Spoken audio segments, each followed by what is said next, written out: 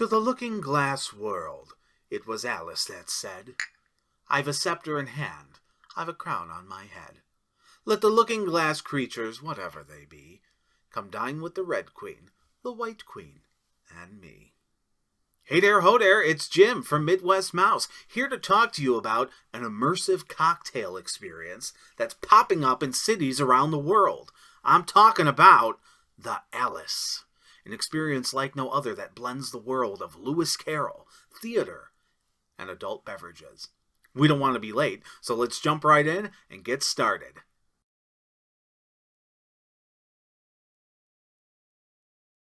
The Alice is a pop-up immersive cocktail experience that takes visitors down the rabbit hole for 90 minutes of madness in Wonderland. This event is in the vein of the Mad Hatter's Tea Party from the famous Lewis Carroll stories Alice in Wonderland and Alice Through the Looking Glass. Visitors get to sit in on the action as the Mad Hatter and the March Hare serve tea and treats in a scenic Wonderland-inspired atmosphere. As I mentioned before, this is a pop-up experience. It is not a permanent fixture in Chicago, and if you have one in your area, it probably won't be permanent there as well. This experience, like many pop-ups, is intended to be a limited engagement.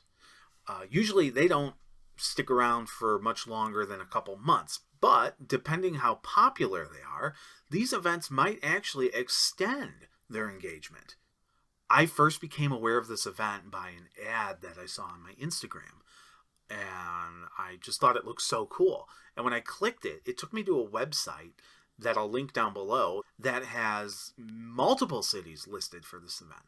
This event is in cities across America, as well as cities overseas. Also, let it be known that I didn't find the Chicago location on their website. I found it through another website promoting the Alice and promoting their main website, but Chicago isn't listed on their website for whatever reason.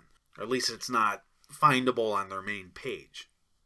I'll leave a link down below. I'll tell you where I got my tickets from, and I'll show you their main website as well.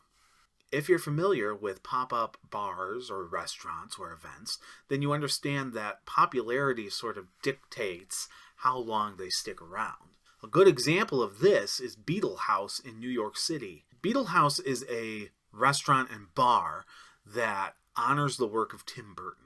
They have a highly themed menu, and their venue is designed to give you all the gothic and nostalgic feels of the films of Tim Burton.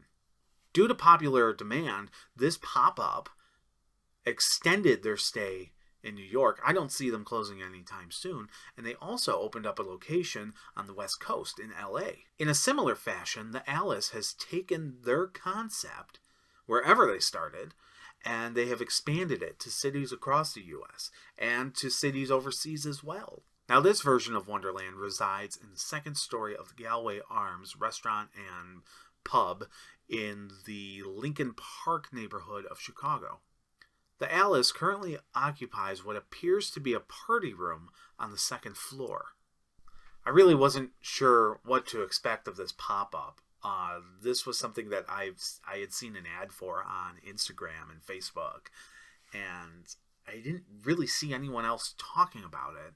So a friend of mine bought the tickets, and we did a whole group outing where we went to check it out. The experience cost about $57, and that was with taxes and fees. All I really knew going into it was that it was a 90-minute slot, and it included 2 craft-your-own cocktail experiences. So we show up to the Galway Arms, and we're led up a staircase to the second floor. When we got to the top of the stairs, we were led through a doorway that said Wonderland, and we arrived in a small bar area before the event started. They have a full bar up there, so while you're waiting for your event to start, you can order a cocktail.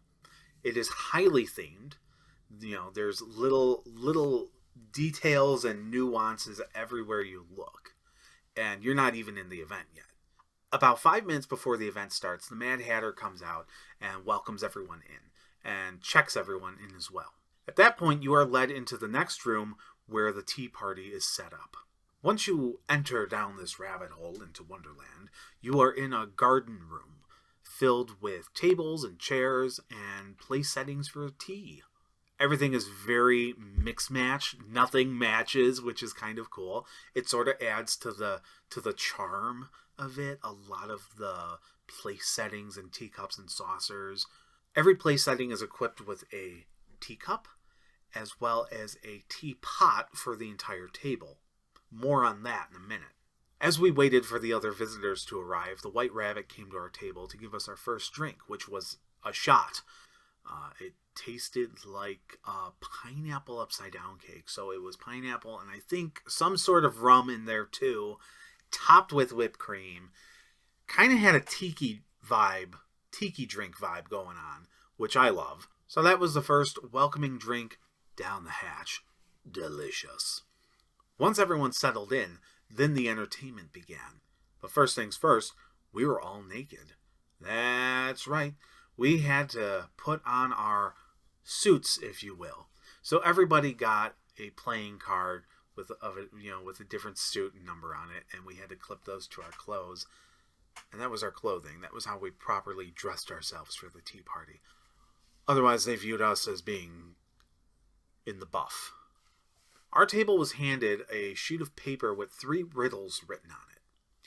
You had to solve each riddle to get an ingredient for your cocktail. So for riddle number 1, once you had it figured out, you would go to the Mad Hatter and talk to her about the answer and your logic behind it. And if you got it right, she directed you to a secret spot to retrieve bottle number 1 for your cocktail. Next was riddle number 2. Once you figure that one out, you go talk to the March Hare. The March Hare, if she likes your answer, will direct you to another secret area where you pick up your next bottle for your cocktail. When you're ready for riddle number 3, you get up and walk over to the Cheshire Cat, which is a light-up face on the wall that speaks to you. The Cheshire Cat gives you a riddle to solve right there in the moment, so you don't have much time to think about it. If you get it right, the Cheshire Cat directs you to a certain person in the room, and you have to tell them a secret phrase. When you do that, you get your 3rd little bottle, and you're ready to create your craft cocktail. The riddles weren't particularly hard. 2 of them were kind of simple, and then the 3rd one, if I had to write it out to figure it out. But overall, these riddles were kind of easy. I mean, you're drinking, so I think they want them to be easy enough to figure out when you're intoxicated. Now that it's tea time, you go back to your table with your 3 little bottles, and you are instructed to pour each of the bottles into your teapot. Then you have to spin the pot 3 times counterclockwise to mix it all up. And then you're ready to pour. I'm not quite sure what this one was. I thought it was gin and lemon, and then there was something else in there that made it sweet. Probably just sugar. Obviously, presentation is everything. Who doesn't want to drink out of a smoking cup of tea? But it was good. Had me feeling good. And what's a tea party without the famous Eat Me cookie from Alice in Wonderland? It just sort of fits in with the expectation of what you get at a Wonderland tea party. And I have to say, the cast of this event, they did not shy away from adult humor. This is not a Disney experience. It is not affiliated with Disney. This is about as adult as you can get when it comes to Alice in Wonderland.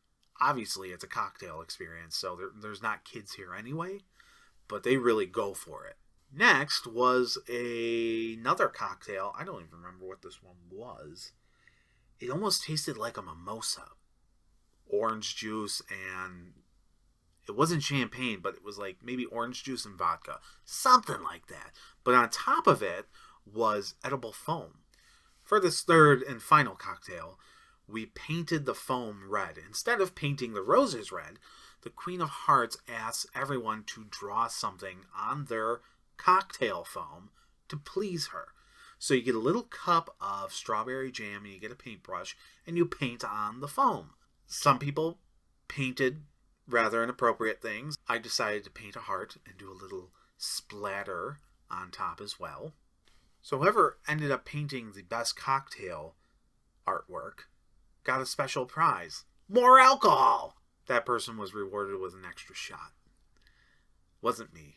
She didn't like my art. Once that activity was finished, we were allowed to drink our cocktails. So that was cocktail number 3. At this point, we're kind of at the end of the 90-minute experience. So they really stretch it out. They throw a good deal of, I don't want to say story, but entertainment into the mix. It is certainly not a boring night. You have some laughs. Once everyone gets all riled up and they really get into the concept, it is a lot of fun.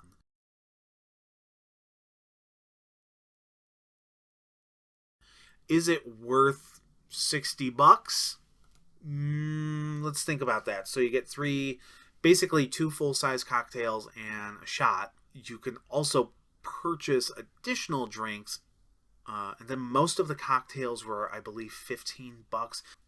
Now, if you wanted to put together another teapot to serve a couple people, that was $25. But one of those was already included in the experience. But if you wanted another one, it was kind of expensive. So you figure you have a $25 drink, a $15 drink, and an $8 drink. So what does that add up to? It's like close to $50. I don't know. I'm pretty. I don't math. I'm not even pretty. The shirt's pretty. Whatever. So when you think about getting 2 different craft cocktails and a shot, as well as an evening of entertainment, I'd say it's pretty worth it. And I gotta tell you, I was feeling good at the end of 90 minutes. Thank God we were in Lincoln Park and there's food everywhere, because I was ready to throw down on some late night munchies. All in all, it was a pretty remarkable night. If you get there early and you stay a little bit later, there's lots of opportunities to take photos. This is sort of like an influencer's paradise. There's just so much to look at, so much to take photos with. The cast is great. You know, they're not classically trained actors, but they're having fun. The improv skills, I'd say, are above average. But if you live in San Diego or San Francisco or Chicago or New York and you see one of these Alice events, check it out. I did notice on the ad that was on Instagram that the video didn't match up to what my Wonderland experience looked like. So it seems like every location in different cities has their own version that is slightly different, or has something that makes that location unique or special, right?